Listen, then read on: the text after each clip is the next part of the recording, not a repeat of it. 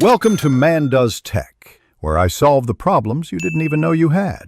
You should already be signed into your Apple ID, so open Settings and confirm FaceTime is enabled. This gives you two-way video. Once done, connect to Wi-Fi or cellular so bandwidth is stable, especially for video. Now open the FaceTime app and tap the plus button or pick a contact. You're starting the actual process. You're creating a session. Choose video if you want camera on, or audio for voice only. Make sure the correct phone or email is checked before you call. You tap video to place a face call. If someone doesn't answer, try audio, it uses less data.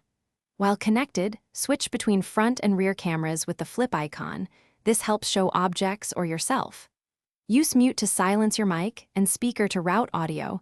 Drag your self view to move it out of the way. For multiple people, add a person mid-call or create a FaceTime link to schedule. This keeps everyone in the same thread and preserves video quality. When you're done, tap End to close the call. You can also press the side button to lock the screen if you need a quick pause.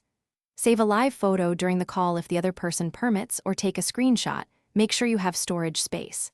If video or audio is choppy, toggle FaceTime off and on in settings, then restart your iPhone 13. This clears temporary glitches. If that fails, check carrier data permissions and test on another Wi-Fi network. Thanks for watching. If you found this helpful, don't forget to like and subscribe.